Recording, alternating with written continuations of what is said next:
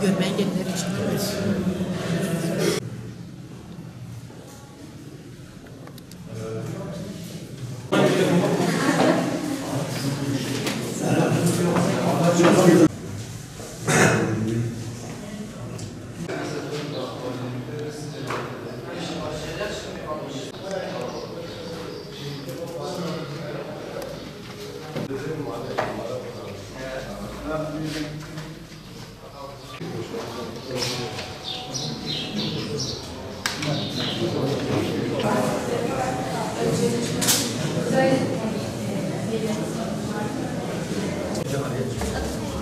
Mehmet Emin Avcı.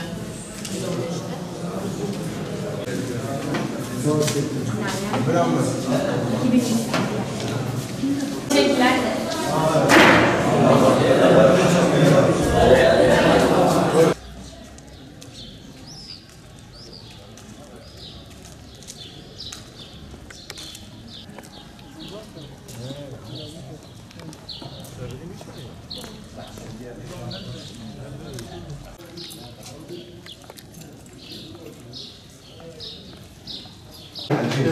Teyze, böyle yapamıyoruz lan.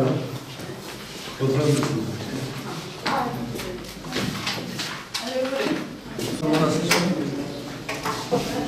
Kısa kaydedelim. Hepsi değil mi? Eyvallah.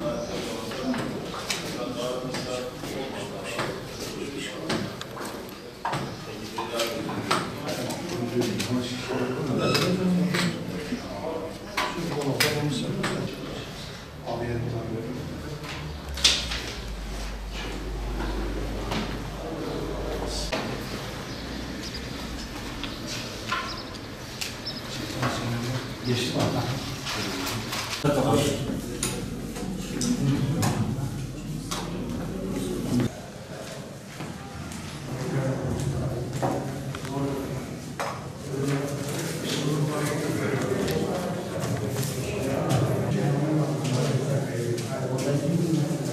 Hangisi şu hangisi de var. Nasip etsin.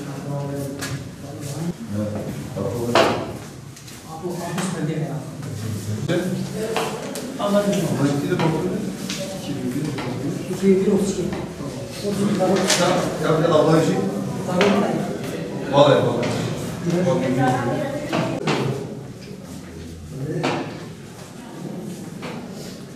Okey baba abicim.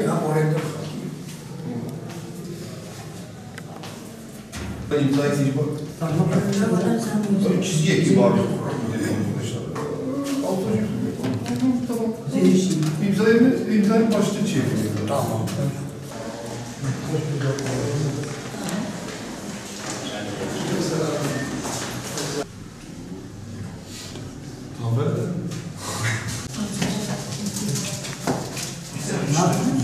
Oraya bırakalım. Selamun aleyküm.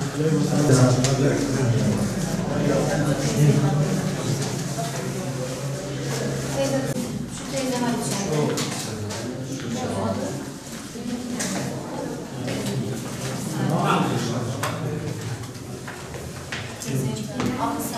Alışmaz mı ne diyor? والله صار خيري ما قلنا نشكر نجا يا بخير كي جان خدي يبكي ان شاء الله. İlk defa oy kullanıyoruz. Yani milletimiz için hayırlı olmasını diliyoruz. İnşallah en hayırlısı neyse o olur. Hak eden kazansın diyelim. Sabahın erken saatlerinde geldik. Oyumuzu kullandık. Vatandaşlık görevimizi yerine getirdik. Hayırlısını diliyoruz inşallah.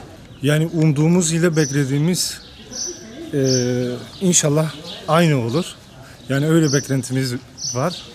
Umarım gerçekleşir. Hayırlısıyla bugün oyumuzu kullandık. Oyumuzu her zamanki olduğu gibi istediğimiz tarafa verdik. Vatana, millete hayırlı olsun inşallah.